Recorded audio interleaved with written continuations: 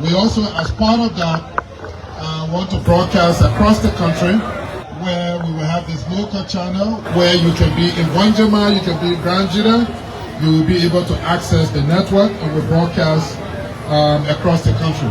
It's all part of the additional investment from our end. Ghana's 5,000 bottles an hour. That was too small in terms of economies of scale. We've invested massively. Now it's 25,000 bottles an hour. That's a significant investment. And we also not just doing water anymore, we're adding soft drink. So that's also an additional investment. We also bought over 150 acres of land in the Duazon area. You heard about the Freeman city, but part of that city there's also a rock crusher. We want to start that in the coming days and weeks because the equipment that we're expecting are already here. So on the investment front, that's just a few of the things that we will be doing in the coming days. Regarding the factory should be open hopefully by March because the guys are currently working. We've expanded the facility. Again, doing business in Liberia is tough, but you have to be innovative. And to the young people that are unemployed, we say look a lot less at government. If a couple of young people get together and decide to open up a washing business, say you live in the Peace area, and 5 of you get together, you can mobilize say $100, and you want to buy water, bucket, soap. I'm sure you can open a whole laundry business. There are lots of people in PZ, lots of people in Kongata, in Singa that want their clothes washed and iron, taken back to them, and you can make lots of money. Some of us decided not to work in government. I remember several years ago when I started, right here I had a store trying to sell computers. But several years ago I also went into used cars. Just on Buchanan Street, where Tiger Blade used to wash the car, the little Tiger Blade, just up there, I used to sell used cars. And then further back, I used to do live cows. I used to go to Mali, Burkina, Cote d'Ivoire, and bring in cows to sell at the slaughterhouse that used to be at the Gardensville Freeway. So there's a lot you can do. We can't depend on government because the governments we elect are apparently far away from our problems. The people that get in power don't get there because they put themselves there. You put them there. Many times after the election, some of the people that make the most noise get no job. And then they come back to the Atayi shop and they say the government are serious. But when we told you, don't elect certain people, you didn't listen. I'm on record, I said, if you move from George Weah to George Joseph Boyka, you'll be jumping from the frying pan to the fire. And I'm on record for that. For several reasons. Do I hate Ambassador Boyka? No. He's an amazing father. He's a great man. But to be president of Liberia is a major challenge. Firstly, you have to be young. Because managing your own household is a tough job. How much more about managing the problem of 5.2 million people? It's a tougher one. If you have health issues and you want to be president, then you're not fair to the people of Liberia. That's one. Two, Boyka nursed presidential ambition as far back as 1982. A lot of you are young. Some of us are older. He was political leader for one of the political parties, didn't succeed. And then he wanted to be vice president under Samuel Doe, didn't succeed. Harry Moneyban succeeded, so he hated Harry Moneyban and Kakura Koto for that. Fast forward, he became vice president to Ellen Johnson Sirleaf. He wanted to be president in 2017, didn't succeed. So he was nursing an ambition, not because he wanted to change the country, he nursed an ambition because he wanted to fulfill a personal aspiration. And you gave him that opportunity. The next 6 years, tighten your belt. It will be tough.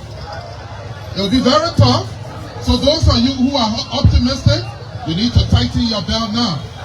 Tighten your belt because the signs are on the wall. When Ellen Johnson Sirleaf came to power, there were 35,000 people working for government. Transition from Charles Taylor, there were about 25,000. And then Judy Bryant added about another 10,000. We went to 35. After Judy Bryant came Ellen Johnson Sirleaf, right? Then Ellen Johnson Sirleaf added up to about, I think, about 15 to 20,000 people. We went to 50, 55. George Weah came, he added another 15. Today we are about 70,000 people. Government cannot be the largest employer and there be prosperity. Government has to be an enabler of the environment. It doesn't make sense for government to continuously and repeatedly be large. And so what happens? Let's look at the trend. Repeatedly and consistently, when Ellen Johnson Sirleaf was president, don't forget, in 2009, what happened with Liberia? We got a debt waiver, right? $4 billion went off. So it means not that all of our debts were went off, but a lot of it was went off because not everybody forgave the debt. The major debt for the Paris Club was forgiven, which was about $4 billion. So we're still left with a couple of millions, which are quite small. That debt was ramped up quite fast. Why? Because the government was large, and in order to commit to development projects, what happened? They had to borrow money. So the Banga Road that you're celebrating, money had to be borrowed. So every time you use all of your salary, in order to commit to any project, you have to borrow money. There is no doubt the same trend is continuing. If you say you came to rescue, then our rescue approach must be clear. Today, the government is not even phone President Boyka got more advisor than anything else. Today, you got several ministers of states with our portfolio for several reasons. Gentlemen, there's a big building right here called Ministry of Finance. Over there, you got Deputy Minister for Administration, Deputy Minister, Assistant Minister for Administration, Director for Administration, Assistant Director for Administration. What in the one administration that you need all the bosses to do? The main reason why taxes are collected in the economy is for you, the people. Taxes are not collected to support a government. That's why we've always said, if you want to change this country, you have to now repurpose our economy, refocus our expenditure curve. And the only way you can do that, you have to be creative. I have always said, and I'm on record, look, you don't need a minister of transport to conduct transportation affairs in this country. You don't. What are the functions of the Ministry of Transport right now? The print driver license, the print license plate, they provide regulation for air travel and all that. That is something you can do through a simple bureau that is not funded by government. You can do that through a private sector infrastructure that creates jobs. Why do we have to spend almost $3 million every year funding a Ministry of Transport? That $3 million can do so much more for the good of Liberia, even if you say you are investing into farming. But when these things are said during the elections period, you don't hear them. You are so saturated with I know that papi and that papi know their papi. And their papi know their papi, so we carry that other man. When they get there now and they turn their back to you, then you come back to see you and you can talk plenty. In the end, George Weah took 6 years. Ellen Johnson Sirleaf took 12 years. 18 years added to your life. Some of you stay on the same level. Some of you stay comparing nose to eat. But the young people hold the key to elections in our country. And I will lay it out. And the opportunity is not lost. 2029 will be knocking at your door. But, and you made me president, let me tell you what I would have done quickly. Quick, drastic steps and repurpose the resources. Ministry of Foreign Affairs. Those of you who are going to Dubai, we don't have a UAE embassy here that you go to for Dubai. You go to the travel agent, you pay your money, you get your visa, right? During the holiday, we needed to go to Australia. We found out the only embassy they have is all the way in South Africa.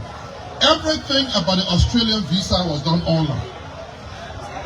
My family and I went through online, we got the visa, and we went to Australia for our holiday. We didn't have to go to an embassy in Liberia. What is a Liberian ambassador doing in Sierra Leone? We have to get serious. But we're spending millions of US dollars. Money that can rebuild West Point. Money that can rebuild Claratown. Money that can add so much value in terms of job to young people. That's what we're going to be spending on the foreign ministry. Let's take another ministry.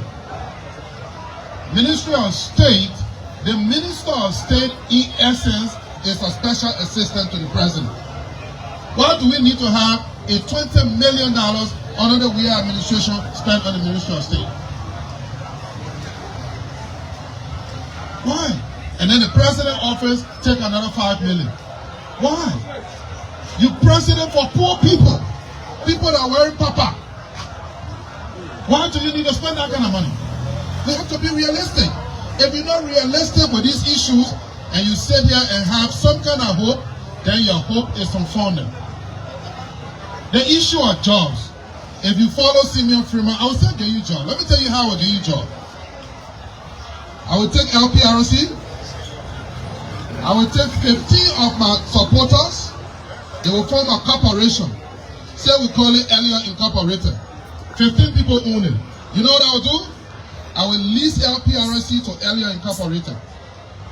And we will now take steps with it. We'll lease it to you for 5 years, for 5 years. But with the understanding that you will own it eventually. So the managing director for LPRC will not be appointed by Simeon Freeman, by the new corporation that is leasing it. Government still own the asset, but we lease it to you to run it. What's going to happen? If LPRC has 500 employees that they don't need for political reasons, the new private corporation that want money will string them. The question you always ask is, what happened with those people that will be fired? That's what politics meets sociology. That's what you see they call it social economics. Simple. It's easier to put them on the payroll for the next 24 months while we transitioning them to another permanent employment. If we don't do that, we maintain the status quo. Then what happens? Let's assume after the legislature passes the act to sell all of these corporations, we say, okay, we want to sell it for $50 million.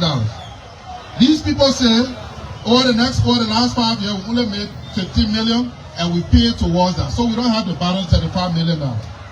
The central bank will loan that money to the commercial bank. The commercial bank will loan the money to Elia Incorporated. Elia Incorporated will take that money not from government, from who? From the commercial bank, and pay the government for the state asset.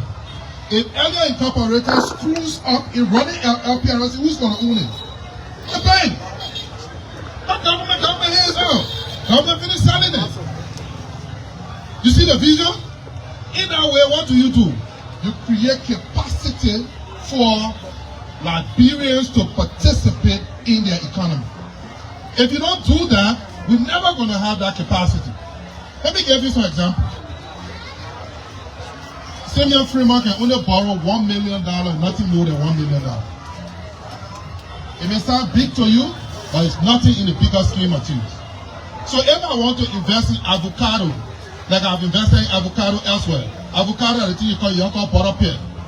Butter pear is a multi-million-dollar business. 1 hectare of butter pear gives you anywhere between $25,000 to $50,000 a year per hectare. So if you got up to 500 hectare planter, just multiply anywhere between that. Take 30,000, multiply it by 500 hectare, that's how much money you make per year. It's a significant investment. It takes 4 years to grow. If you come to Mr. Liberian Bank, he will give you $1 million. One machine over there will cost me about $100,000. If I bought 5 machines, the money finished. Then the next month, the bank said, start paying my interest right away. So that's why sometimes we do these things in countries that permit certain outcomes. Because in certain other countries, I can take that loan for 10 years and it will give me a moratorium for 4 years. It takes 4 years for the crop to grow. The bank here only gave you $1 million. Why? There is something called a single obligor limit. The minimum capital requirement is 10 million. So the bank cannot give you more than 10% of capital to one client. That means it strangulates the working environment for businesses. That's why the government has to enable that. Water and sewer have never worked. Every year they appoint managing director. The only noise you hear from them, people ain't get paid. Government has to go and assist. Government takes money again to pay LWSC worker.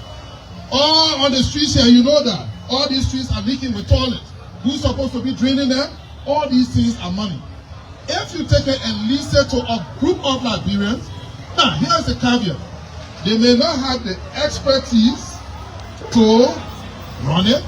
They may not have the capacity, but that's where again government coming through the Liberia Investment, National Investment Commission.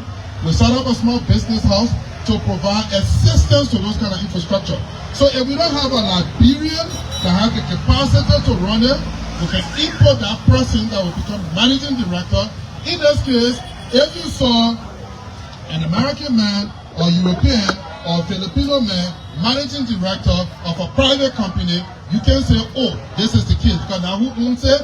These people are Liberians, but we have to learn from those people who know how to run it properly. I left from Australia. I extended to Singapore. I was shocked. They decided to take us on a war. And I went through a whole underground city. A whole underground city around the marina.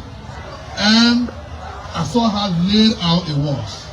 And I'm like, if it can happen here, why can't it happen in Liberia?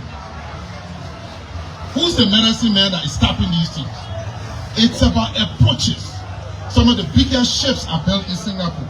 Singapore doesn't have a refinery, but Singapore is the largest refinery of petroleum products in the world. So I'm firstly down with the issue of how do we capacitate Liberians and how we move money away. Now let's go to how we attract businesses. You know, many times when you talk to government officials, they tend to think that, oh, because Liberia is a country called Liberia, so business people will just come. Chief, if I gave you $1 million now, you're not supposed to be in Liberia. In fact, with $1 million, the U.S. government right upstairs here will give you green card, 5 green cards for you and your family to go stay in America. For $1 million. With $500,000, they will give you green card for you and all your family to go stay. So we believe that because we are a country called Liberia, so things will happen for us. So everything will fall in place. Unless we distinguish ourselves, we'll always not be an investment destination. How do you distinguish yourself? You create incentives. What the biggest business you have in Liberia? Rice importer, vegetable oil importer, flour mill. Those are the biggest businesses. Why don't we have all kinds of value addition? Let's take the case study of Ireland. How did Ireland, the segment of Europe, become a successful economy in Europe? It will surprise you to know. The corporate headquarters of Amazon, one of the biggest companies in America, is Ireland. The headquarters of Microsoft, owned by Bill Gates, is Ireland. A lot of the big American companies. How come they operate in America, but the headquarters is there? Because Ireland, years ago, when everybody was giving 12%, 15% tax, Ireland said, come, set up your headquarters here, you only pay 7%. If Liberia, right now our corporate tax rate is about 25%. If we set up a few vehicles, one, Mauritius is known as what? A tax-free haven. So people set up there. If Liberia starts to review her tax structure and create the right incentives, businesses will start to look at Liberia from an institutional perspective and from a private perspective. A private individual can have $20 million, $300 million. And decide, you know what? The incentives in Liberia is good. I will set up a 400 bottles per hour bottling plant in Liberia to supply West Africa. Many of you may not know there's something called the ECOWAS protocol. It's called the ECOWAS Trade Liberalization Scheme, the ETLS. That's why when you bring something, you pay that ECOWAS tax. If you manufacture in Liberia, you can sell to Ghana practically tax-free. You just pay the ECOWAS tax. So it means that if Liberia creates the right incentives, businesses will come settle here. When businesses settle, what happened to you? You got a job. So we need to create the incentive that will bring them. And I gave you an example. This small company called Costa Rica. They wanted to attract American drug manufacturers. So what they did? They gave a host of incentives, lots of it. Businesses into pharmaceutical manufacturing started setting up in Costa Rica to manufacture drugs. If you create the incentives, people will come. How do you create incentives for people to leave from Monrovia? What's going to incentivize me for a man that sells, say, lapa? Say he imports lapa to Liberia, right? What's going to incentivize him to go set up in Banga?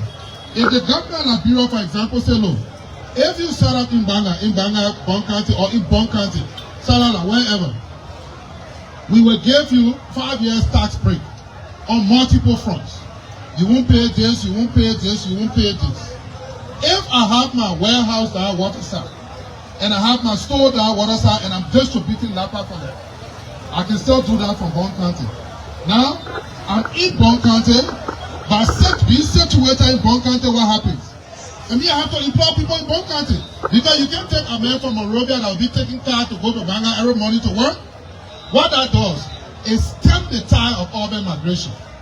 All of you are coming to the Monrovia. You come to Monrovia, the place you are sleeping even better than here. 5 men sleeping in one room. All went through that thing. I used to be in Congo Town, there were 4 persons in a room. The mattresses were not correct. We had club, we had a bed. We used to rotate 1 week, 2 persons sleep on the mattress, 1 week another 2 persons sleep on the club. We hustle. But having said that, that's how you stem the tide of migration through these incentives. And you create the conditions for businesses, even internally, to say, let me relocate. The second thing is, when the president is traveling, 100% of president delegation, politicians. The president traveling, who on the trip? Justice Minister, Commerce Minister, Finance Minister, Transport Minister, LBS Director, Information Minister, Press Secretary. What are they? Look, I'm a businessman. When business people talk, they talk to each other. If businessman can, and I Simeon Freeman open my mouth and say A, B, C, D, he believes what I'm saying more than you, a politician. But the president go on trip, only business people, only politicians on that trip. When they come back with nothing.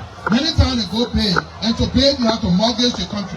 When you mortgage the country, they come back, then they say, oh, the president travel, he brought $10 million in. You spend money, you carry part of government official, you mortgage the country. What do we get in effect? The king, they say, don't do anything with your forest. The forest that can create millions of dollars. Do you know Liberia can be one of the biggest producers of dry wood, furniture that will give you so much job, but instead, silence the forest, do nothing about the forest, shut it down, and we'll give you this quantity of money. And sometimes the money comes in bits and pieces. Other countries have this green program where they do carbon credit. All these structures can be put in place if you have the right mindset and the right leadership in place. If you don't have that, we're not going to get there. We're never going to get there. So this 6 years, I can tell anybody, is another wasted 6 years. If you're going to get older, add that to your age. At the next election, Simeon Freeman, make me the next president, and let's begin to revolutionize ourselves. Sure.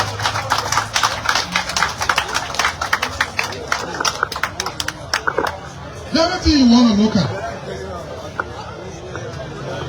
Liberia has a lot of debt. Liberia has a lot of debt. When Weah was president, Weah led a delegation to China and they met the China-Africa Fund. The Belt and Road Initiative. And the guy said to them, look,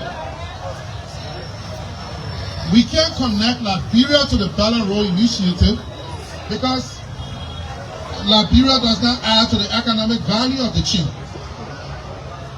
You see, many of the roads we build in Bosman is what you call roads that lead to nowhere. I will ask you, we build a road from here to Ganta, is good. It takes you now a shorter time to get to Ganta. What's the economic return on investment for spending over 300 million on that road right now? Whereas If we had spent $300 million on an alternative, it would have changed things around greatly. If we had taken $300 million and said we want to do a farmers empowerment program, today Liberia would have been a big exporter of simple things like banana, cassava. Cote d'Ivoire, 2022, they made $163, $169 million from banana. Cameroon, $263 million. In fact, Cameroon is the largest exporter of banana out of Africa. So much money. Whereas we could take the profit. You know, I was telling some guys, you open one shop here, the shop start making money. Every day you make $500 a day. Every day you make $500 a day. Then somebody come and say, buy land now so you can build her, because you know every day the sun can shine. You say, okay, you buy the land for $2,000, you start building the house. Then when you look, other people open similar shops providing same service. The business starts to 10. Instead of $500, you start making $50 a day. Now, the house can finish, the shop dying. The house standing there can't finish. 10 years now, the house standing can't finish, the shop too dying. Then you say that you say somebody bewitch your business. Stupidity at its best. That's the case of Liberia. We take all the money and spend it on government.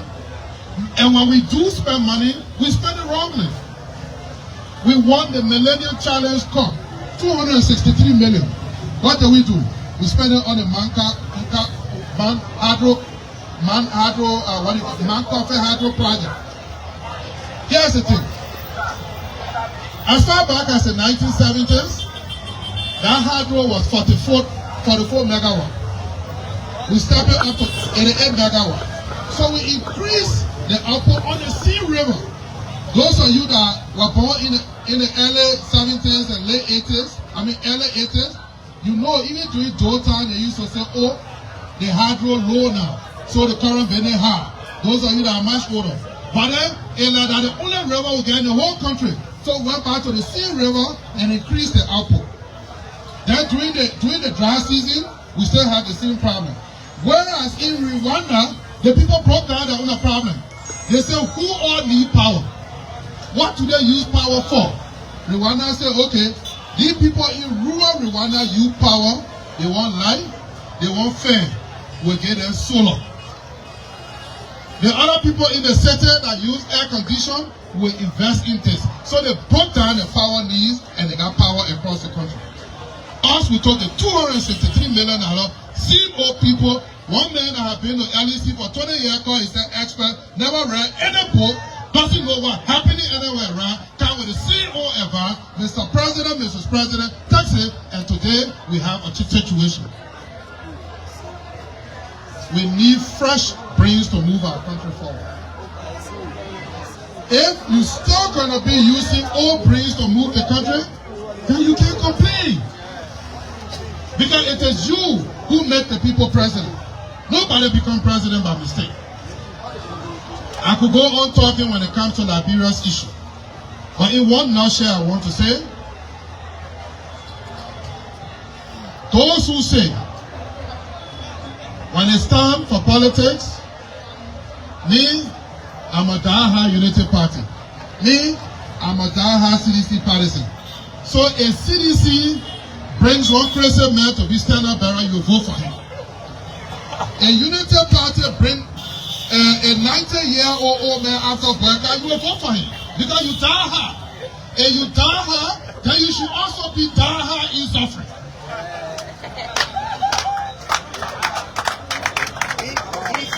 We have to get serious. You cannot be die-hard when it comes to Liberia. Because the man who becomes president is the CEO of the Republic of Liberia. If that CEO does not understand modern trends, you're going to have a problem. Lastly, then I close. I invited one engineer to my office. We're looking at a road in the Freeman city to build the roads. And I asked him, the man was still telling me about, we need to use this, we need to use that. So I asked him, I said, Bossman, do you know that the new trend in roads is that they build a road in the factory and put on the road? He said, no, you know that one. I said, oh, but let's go to India so you can see. I showed him 10 different videos from America, from Europe, from India. And I showed him the advantage Simeon road has over asphalt road. Simeon road goes for about 70 years. Asphalt road goes much longer and more expensive to maintain. That man a chief engineer, and he was surprised. Who the engineer, I'm showing him the trend. I'm showing him the kind of steel in India. The people build a road in the factory. In America, they build a road, they bring the stuff, they just do the pre-work and put it there and seal it. If we don't catch up with modern trends, we'll still be locked in the past, and the opportunities will be passing by us. There is nothing wrong with our country. Liberia is so rich. When you leave from here, go and research Singapore. Singapore ain't got no resource. But Singapore has one of the most resilient economies in the world. When you talk, they say, oh, but at Singapore, the people that are there alone are different blood going through the vein. And I'm saying, my very good citizens, this country, we must be careful who we put in power and who we don't put in power. Directly to the Black administration, we're not very hopeful. But we can say to you, if you follow just one suggestion, you see that Rabat International Airport, Rwanda has started, Kenya follows suit. Tomorrow, all the executive order that you issue executive order that you don't need visa to come to Liberia. That action alone will drive a lot of visits to Liberia because the revenue generated from visa fees is grossly insignificant anyway. And the concept is simple. If you're a foreigner, you come to Liberia, you have to sleep in a hotel. You have to eat in a restaurant. If you eat in a restaurant, the restaurants will spring up and more people will be hired by restaurants. Not just that, frozen foods, you buy more frozen food. You buy more chicken soup. You buy more pepper. You buy more greens. You buy more everything. The people that are selling those things will also get more sales. Then, the man who's selling chicken wing decides, well, since I'm selling more chicken wing, let me also build another property. Maybe I can build a hotel too because I see more people come. Just by dropping entry to Liberia will change a lot. There's a lot that the government can do so quickly, so fast. But in the last couple of weeks, we're still forming our government. Finally, then I sit down. Every time a person is elected president, that story you can hear, Senior Freeman says a lot. You gotta have good relationship so the president can go to America to know people. That's not true. We need to work on our domestic economic policies. That's what needs to grow. America is not going to take her taxpayer money and give it to you. Even if you're friendly with senators or representatives, it's not going to change anything. If you spend the time Baka spent over 1 month in America looking for what? Going around and buying new clothes to do all the things. If you were spending that time here, by now he would have finished forming the government, by now he would have understood the domestic imperatives that need to be addressed. Right now, the whole government, some people crying, some people unhappy, the whole government, he even got time for you. We still forming it. And the former finance minister was giving percentages. And I'm saying, oh, but that guy can get percentage, then you go to Bapolu and take Bapolu problems and put it into percentages as a senator and solve the problem there. So the truth is, we don't need to be having special friends in America. America is already a friend of Liberia. So far as you allow a rule of law, so far as you run your country good, so far as you enabling democratic freedom, so far as you're not supporting corruption, that's not going to change. That's clearly going to make you their friend. Then last, then I said that. The president said ministers and agencies will be repeatedly audited. Tell me left facing. If the money that you collecting, you have decided, you make $10,000 a month. You have decided, okay, it's for you. The money that the government of Liberia collected is for the government. If the government decides going to spend 90% of that money on just running the government and payroll like it's doing right now, if you audit, that's what you're going to see. If you have $10,000 and you have 5 girlfriends, you pay in the rent. Every evening you like to go to beer booth. So all your men will see, oh, my man, earlier. My man take 1 beer. My man take one. By the time you go, you ask me $100. Then what happened? Even though you make 10,000, it's a lot of money, but what? You won't be able to save. Your expense list is too heavy. That's the case with the government of Liberia. It is not auditing that will make us right. It is change of expenditure approach that's going to make us right. If you audit the government repeatedly, it's just going to increase the cost. If I were a worker, I would ask myself one question. Do we need the internal audit agency? Do we also need, after we got internal audit agency, then we got general auditing agency, then we got anti-corruption commission. And after that, then I audit it. But we have 3 of the anti-corruption still jumping. So the question will be, is it audit or is it refocusing? If you refocus government, the approach will change, the outcome will change.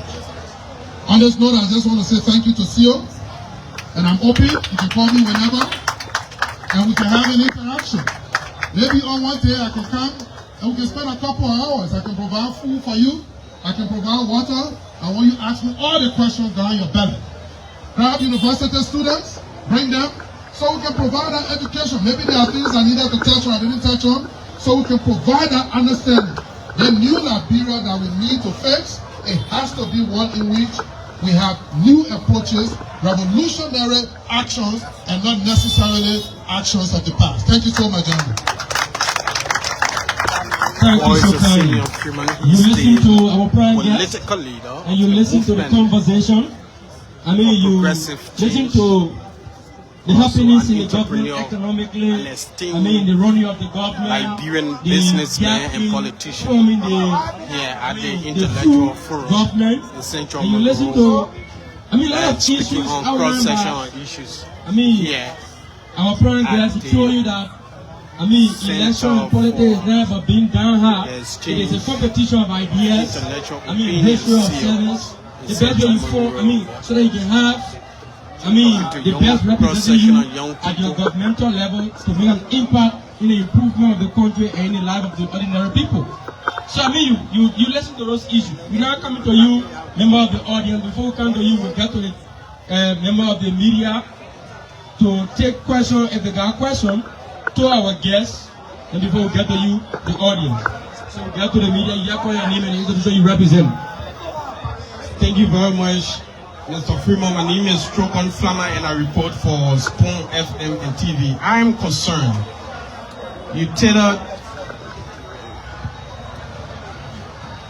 doing your deliberation, you tailored your entire administration, if elected, on business policies and all of that. But I did not hear you say anything against the fight of corruption, which is one of the key issues confronting Liberia. What would you do if elected to fight corruption? So we'll take the first 3. Anybody from the media?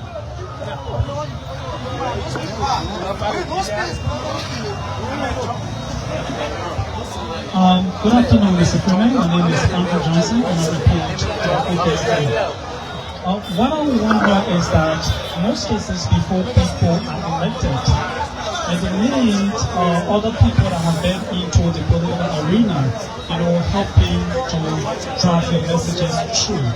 And you will need these people to actually be with you. So my question is, when these people, similar to my group, when these people are caught in a web of corruption, and then when President Bia said, a lot of us, we all, one way or the other, are related.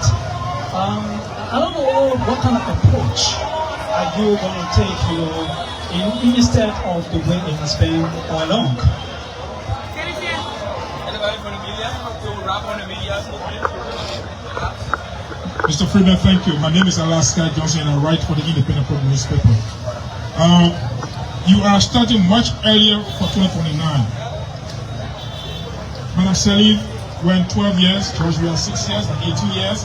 Boca is going to go another 6 years, baby. And that will be 24 years. And now 24 years now you've now won the presidency. This time around, are you sure what difference are you going to put in place now to win 2029? Okay, so Honorable Freeman, you will deal with the fair batch, then we'll get to the audience. Thank you, my brothers and friends in the media. What difference am I doing? I'm starting early. You see, in business, what we do is, when you don't succeed, you don't blame people, you look at your mistakes. Was I communicating adequately with the young people? I don't think so. Did I come to CEO? Yes. But did I go to schools? No. Did I go to schools early enough? No. Did I communicate early enough? No. So we're starting early. We have a whole team going to schools, and we're going to build up a whole infrastructure. We're starting up with teams going to universities. We're going to build the necessary partnership so that before next year and the year after, the day Simeon Freeman will be household, it will be well known. People will hear the message, they will understand it, so we're changing our approach. The issue of corruption. You see, corruption is an outcome. Sorry, my back is turned to you, so let me just come in. No, it's okay, it's okay. So corruption is actually an outcome. We usually discuss the outcome. When the money is stolen, then we say corruption. I like to look at the processes that lead to the outcome. If Ministry of Transport don't exist, we're not be talking about Ministry of Transport corruption. And Ministry of Information don't exist, we'll not be talking about that. You take money, you give it to Ministry of Information, then they come up with justifications, and now we have to be discussing that instead of focusing on governance. Under my administration, ELBC will be a private company. What's the difference between ELBC and OKFM, and Prime FM, and all the radio stations? True FM. Let ELBC as a private institution compete. We sell it, we move away from it. If government wants to communicate, the same way we have paid to gather media people, government can pay to gather media people. In fact, what government will pay to gather media people will even be cheaper than what it pays to run a whole media institution. Now, let's go further with corruption. I talk about the transformation of Ministry of Foreign Affairs. I talk about the transformation of many of these institutions. What would then happen?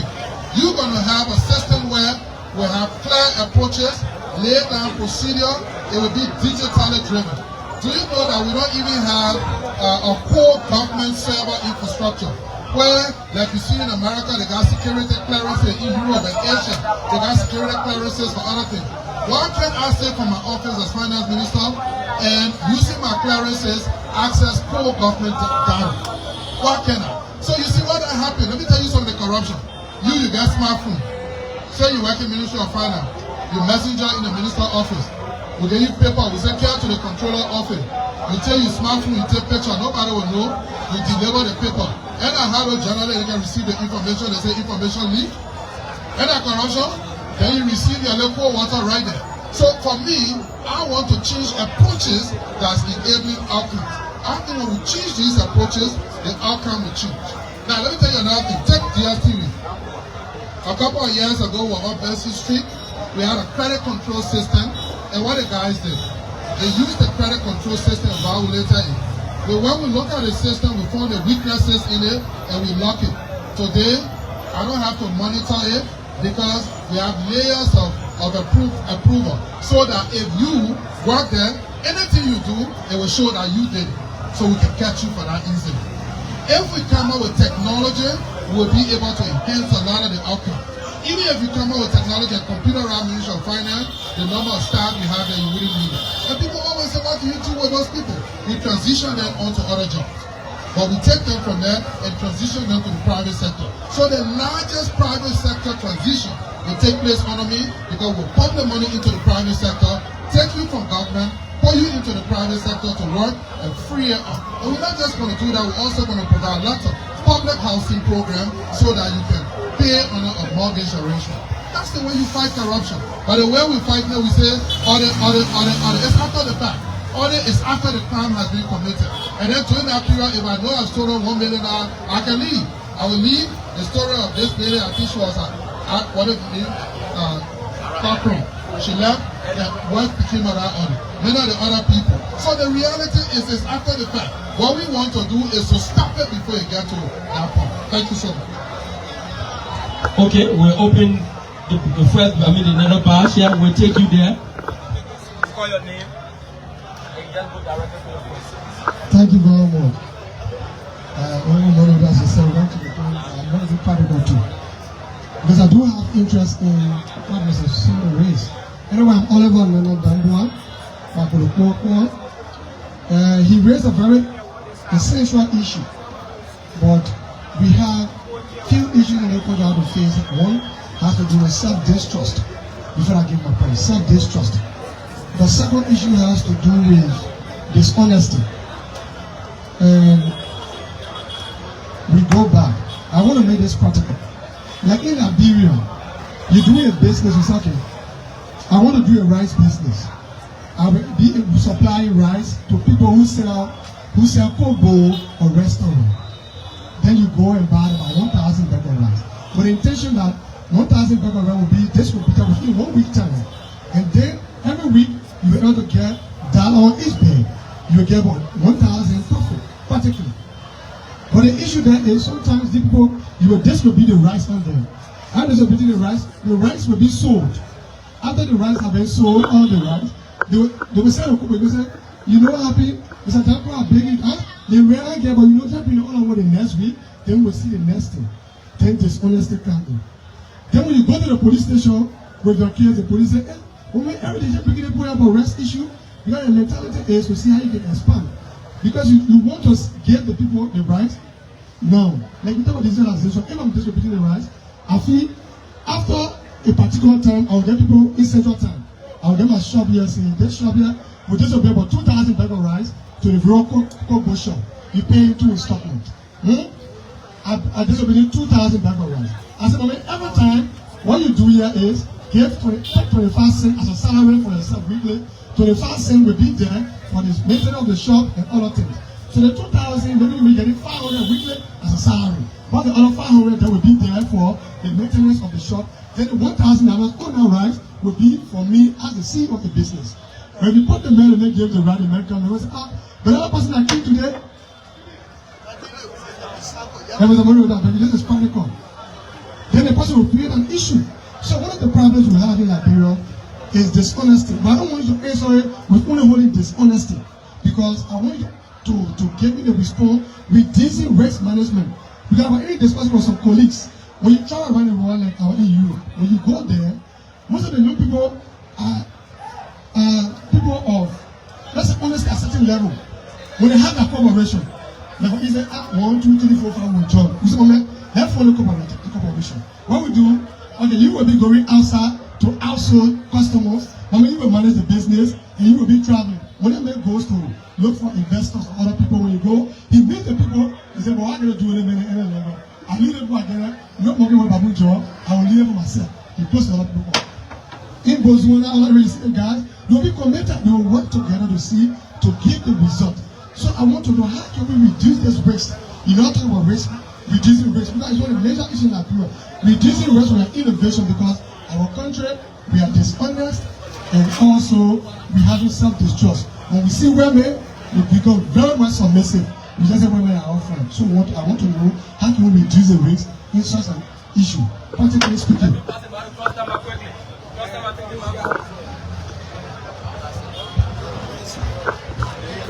So thank you, Mr. Simeon, from me, customer.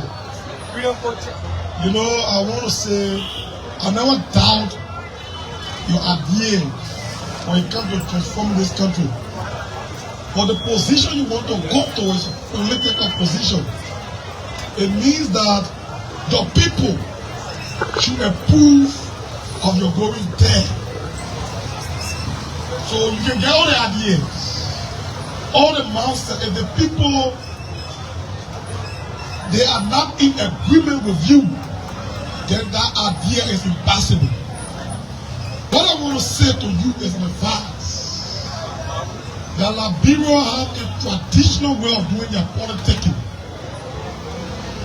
If you want to change, you have to get involved. When you get the power, then you change. You say You have not been doing it as usual. Maybe you have been coming soon, you have been engaging the people. There are people who engage the people in the last election. There are political parties that are already connected to the people. My advice to you is to build an alliance with them. The idea plus the popularity can join and build a team. I don't believe that a compulsory you be the head of the team. You can go second to the team and you can collaborate with the person and you can build this Liberia. Because one of the major goals from you that I know is to build this country. Your major goal is not for you to be president by all costs, but to see Liberia living a better life. So I can say to you, you have a very full team in the opposition. I don't know your manifesto of the other people own. You can sit on the table with them and build a team that can defeat the Joseph Boakai, and that dream of transforming this country can come to a world stage. Because I follow all your arguments. I follow all your arguments and nobody will doubt it. Because you can see the transformation inside. If somebody said in conclusion, Mr. Co-Chair, if Turkey can build this country, then Liberia is better than America. The application part of it is the most important part. So I want to say to you, we read all your documents and we don't say that you can do it better, but we want to see you collaborating with people that can help you in the past stage.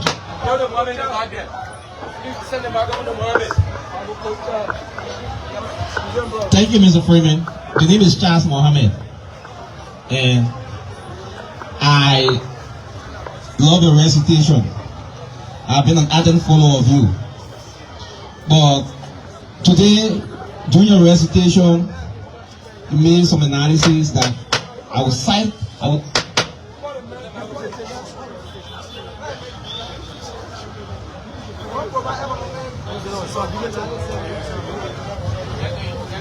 It is our responsibility to give you the microphone. It is a privilege, not a right. And that privilege given to you, make use of the time. Thank you so kindly. Let's take the next question. Thank you. Mr. Freeman, you are welcome. Once again, my name is Robert. I prefer to call political slacker very much. I've always followed you. To admit, I love your analysis, most especially the recent argument on OKFM, the freedom. We have brilliant arguments to transform this country. All the arguments coincide with our argument.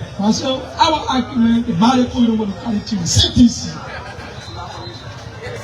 With Joseph Boakai, the president, who condemned everything that George Weah did yesterday, and he said you have done it better. Of reason we listen to him, since the whole life living Liberia, saying just listen to BBC. And there's a war in Gaza, Ukraine, and other things. So Liberia should be patient. The method of rescuing Liberia, those people that voted for you should be patient. With that of the analysis, how they coincide with transform the level of Liberia. Joseph Boakai is going to do you not see as a straight and simple Liberia party rescue mission?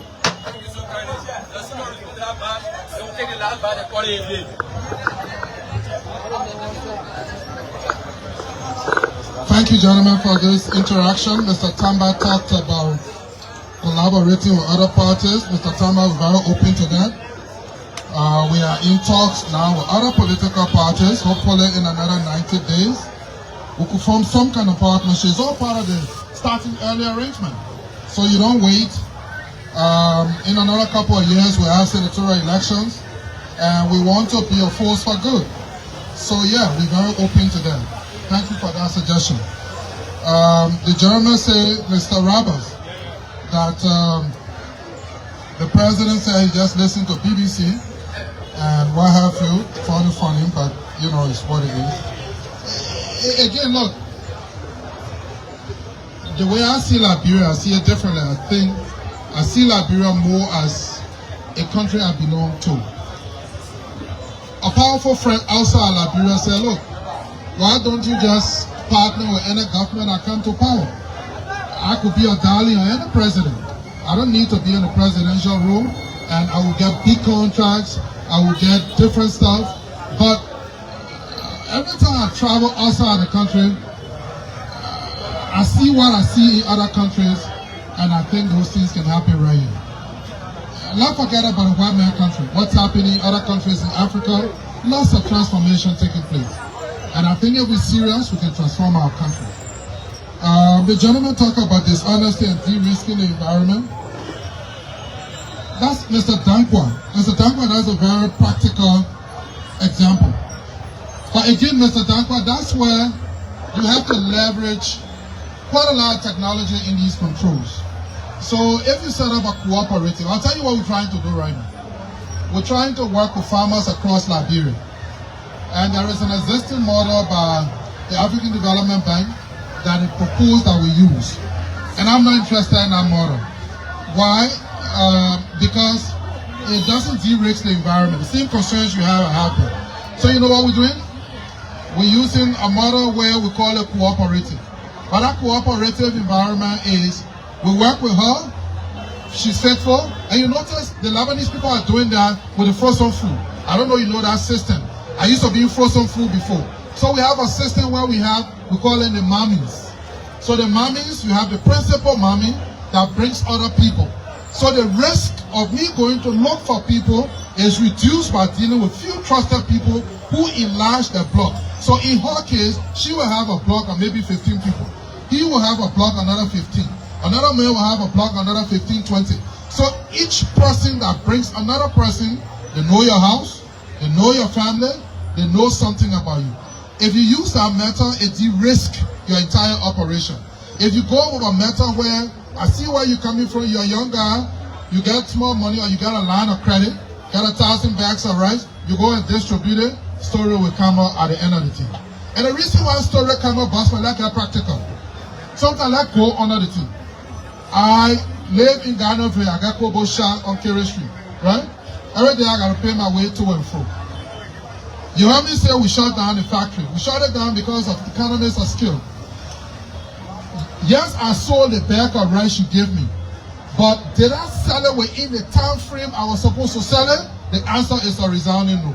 In order for me to succeed, I have to sell at least half bag of rice per day. If I'm selling 10 cups a day, it means I'm eating the principal and the profit. Then I come for whom? I gotta leave small money to the help of the children to cook. Then I gotta pay your body where to go to school. Then I come and settle, I gotta eat some of that same food there, right? So if I sell that food within the next 30 days, what happened? I finish eating the principal and profit, and your money goes so.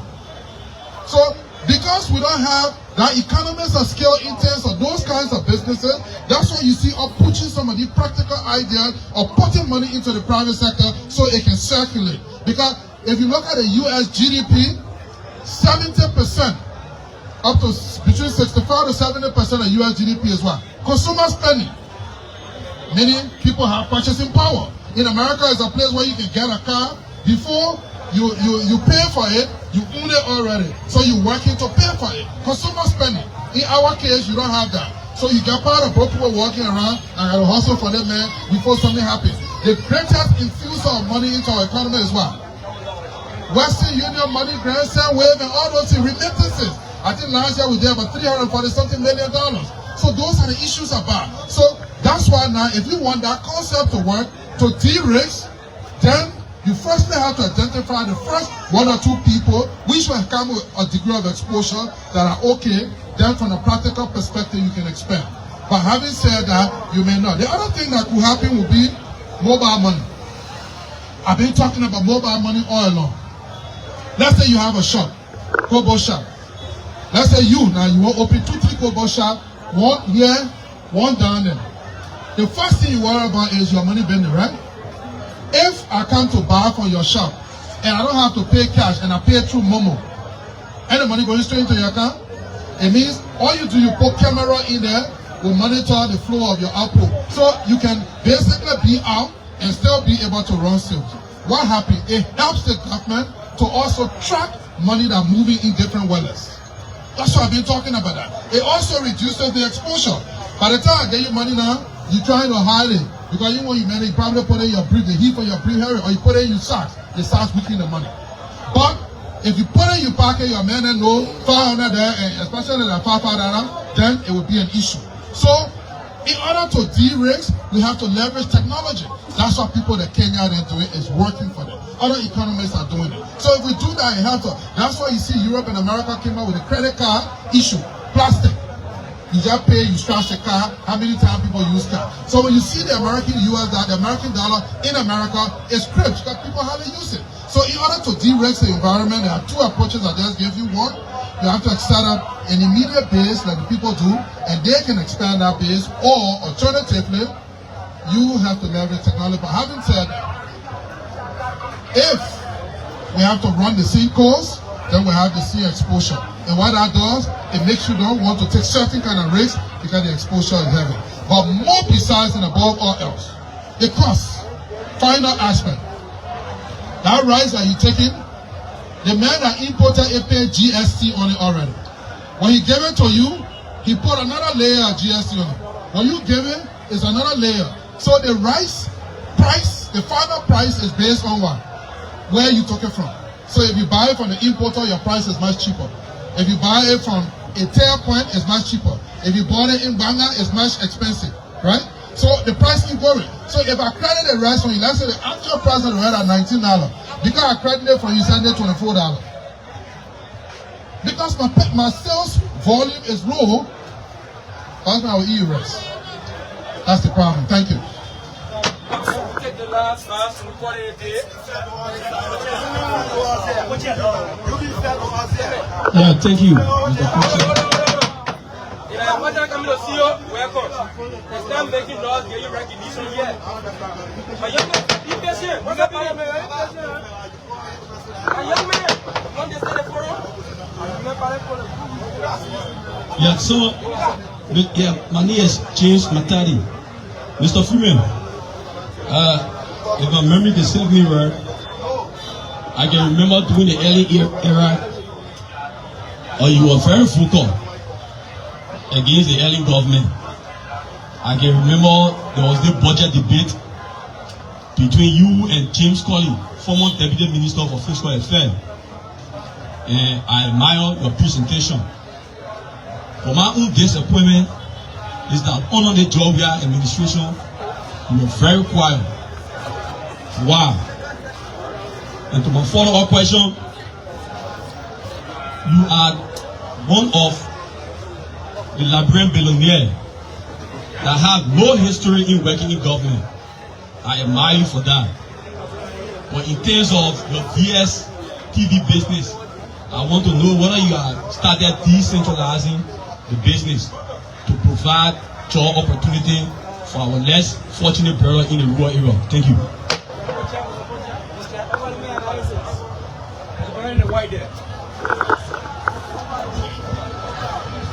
Thank you very much. My name is Simeon Zulu, and my own comment, and I sat on Mr. Freeman in Carrollton, and for which when I was in Ivory, it motivated me, and I decided, because we were talking on business and how to create businesses, and I decided to be studying children in a rural community, because I was not having the money to create my own institution. So I do it on a free of charge basis. From there I get the numbers. After I got the numbers, after 2 years, I saw the numbers and I decided to do my mathematics that if I decide to open a foundation, it will give me some level of opportunity. So at that backdrop today, based upon your advice and your listening, comment to us, I was able to create my own foundation called Children Future Academy School System. So I appreciate you. Everywhere you are, I like to be there for me to get good knowledge. So thank you very much. Thank you very much, the Honorable Entrepreneur, Honorable Simeon Freeman, for the good deliberation. Yeah, you talked about government cannot be the largest employer and make prosperity. He also talks about the main reason why taxes are collected is for the people. He also talks about, if you make me a president quick, I will take drastic action and repurpose the resources. On this note, my man June back, he also talks about LEC. How can LEC be transformed when it comes to giving electricity in our own country? Now, my man Jones to economics, which talks about the main activities.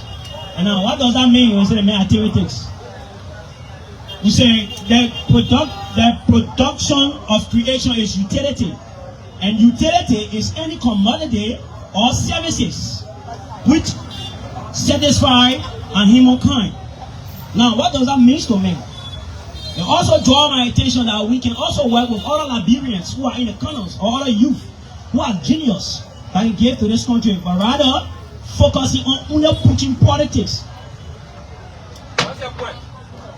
My question is, how long have you incorporated or merged those youth or others Liberians who are within the corners, who do not have the financial expert, but then they have the ability to think to create jobs?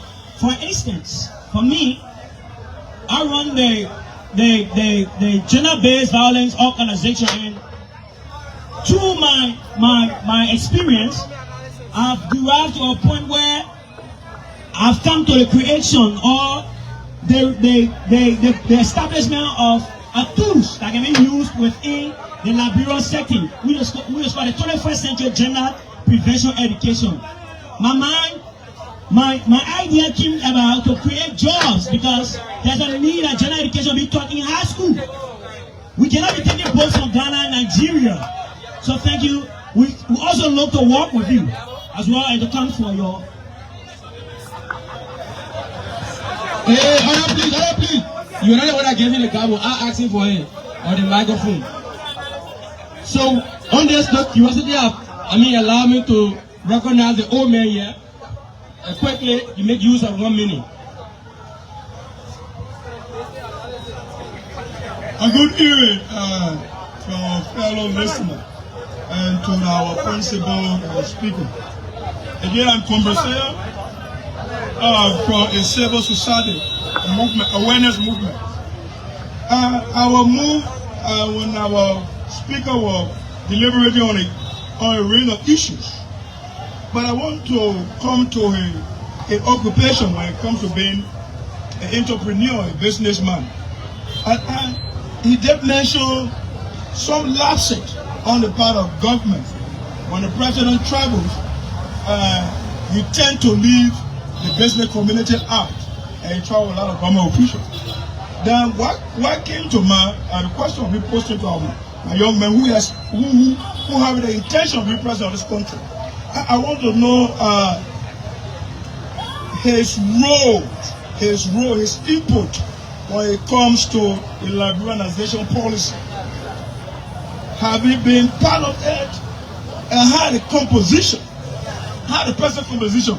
If I were a president today, can I look in there and I carry somebody? If I were president today, can I look on the liberalization policy, the business community there? Can I take somebody from there and carry them abroad to represent them based upon the input, the domestic input? So I want to raise an action to conclude my question. Your role with the liberalization and business community, your role with them, and how your input. Thank you so kindly. So we call it a day, and our Freeman will respond to that, and he gave us the parting comment. We call it a day. We not recognize everybody. Thank you so much, gentlemen.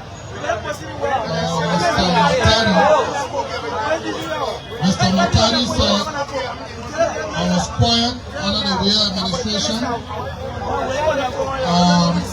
I don't know why he got quiet, but I wasn't. We were very engaging. We spoke substantively, and we dealt with issues as they arose. Mr. Matari also wants to know if we decentralize DSTV. Yes. We have an office in Ganta that's owned by the company. We bought land and built an office in Ganta. We have an office in Buchanan. And in Monrovia, we have 2 offices, and we have our own personal building in Freeman. That's for the DSTV point.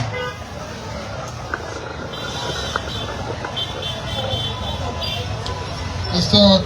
Zulu, I want to thank you for your inspiration. And I will just blend your question with the gentleman. The Simeon Foundation will be launching an annual fund where we'll be bringing NGOs from throughout the Liberian NGOs from around the country together, where you will share your ideas and we will provide funding for those ideas to be activated. And that's going to start this year. It's all part of our outreach round. And I'm really inspired by what you've done, and I would like to see you so I can learn more from you. There's a lot that we can do. I want to be president, but I never worked for government before. I'm successful, but I've never been in government. The watch I wear costs more than $400,000, but I've never worked for government. You can do the same. Everybody here can do the same. You don't have to have worked in government. You don't have to be senator. You don't have to be representative.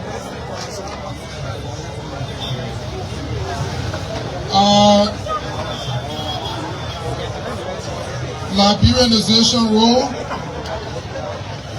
There is very little I can do, sir, from the outside to foster Liberianization except participating. So as a participant in the process, I'm investing in businesses. I am partnering with other people that are Liberians that bring great ideas to me to provide resources to activate those kinds of investment and set up controls. Liberianization is about policy. Take for example in South Africa, when the black government came to power, it came out with something called an affirmative action program. It knew that the blacks in South Africa did not have the resources. So people like Mosepi, that now some of the billionaires out of South Africa, it was enabled by the South African government. Today it's a requirement in South Africa that every business must have at least one black man on its board. So they enable that. It's all part of their way of enabling capacity. They've come up with farming programs. In the case of Zimbabwe, we saw Robert Mugabe came with, I'm going to take your farm from you and give it to the black man. The methodology was not well thought of, and so it created problems. And so as president, that's what you heard me say. I will come up with lots of programs, set an example with LPRC, what I will do. But let's face it, Bossman. If you look down, Cinco, all of the big buildings, all of the hotels are owned by what? Foreigners. All of the big hotels. I run a hotel, but it's just me as a Liberian. There's another hotel, I think 1 or 2 other people, but you did a yardstick, that's it. Supermarkets, foreigners. Building material store, foreigners. Wholesale imports, foreigners. How do you challenge that? As a government, you create policies. The policy is done around where you incentivize the process, where you say, okay, look, Liberians are going into this process, for the first 1 or 2 years, it will be tax-free. And then you want to check it so that people don't go and sell that incentive to other foreign businessmen. So there's a lot of things that can be done on paper and in practice to capacitate Liberians. If we think that Liberians will just become active players in the economy overnight, it's not going to happen. You're much older. You may remember or may not. During the 70s, the biggest rice importers were Liberians. In the 70s. And they were not foreigners. The biggest pins was Parker Pin. Liberian, Maserado Group, Liberian.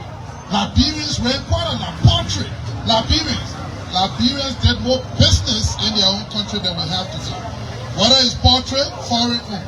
Flour mill, foreign owned. And we think those things can be restored. And that's what Simeon Freeman is all about. As a Liberian businessman, I want to see that happen. Lastly, the Ghanaian economy, yes, the major players are foreigners, but Ghanaians are 70% participant in the whole economy. Just opposed with Liberia, you can't write home about that. You don't see all of the big buildings owned by foreigners. I also do real estate in Ghana. But I'm a foreigner, yeah, but some of the biggest players are also Ghanaians. I also do business in Kenya, but some of the biggest players are locals. From country to country, Nigeria, do sugar, but the biggest players in our market are locals. And I think we have to incentivize. I'll tell you one story that many of you don't know. If it were not for the Nigerian government, Dangote would be broke. When the guy started to build a refinery, the initial cost to build was $12 billion. In the end, from $12 billion, it transitioned to $21 billion. The guy didn't have the additional $10 billion. Government had to come in and prop him. Because in the end, Nigeria realizes if this guy built the biggest refinery in Africa here, we wouldn't have to import finished petroleum anymore. We import raw petroleum and use our local petroleum. Also, he would do refinery. Also, he would do fertilizer. He would create hundreds of thousands of jobs. And then our export bill would drop. So that's the point I say, you know what? I don't want us to import chicken anymore. For the next 2 years, chicken will be grown in Liberia. Then, all of the money we spent on chicken import is now circulating in Liberia. Thousands of, when you hear me say, I'm going to transition people from the public service to the private sector, that's what I'm talking about. Chicken, fish, all those things will go in here. We take you from the government job, we put you there, you start working. Because government cannot sustain paying of over $28 million every month just for payroll. That's how I will empower them. But from the outside, there's not much I can do. We can only look at the captain and the coach of the team. If the team wins, it means the coach is good. If the team doesn't win, it means the coach was bad. Now is your opportunity. God give a long left to the next election by His grace. Make me president and we can have this conversation in the nation. Thank you. We say thank you so much That's how we bring this to discussion to Simeon, our prime getting to you for participating in the conversation.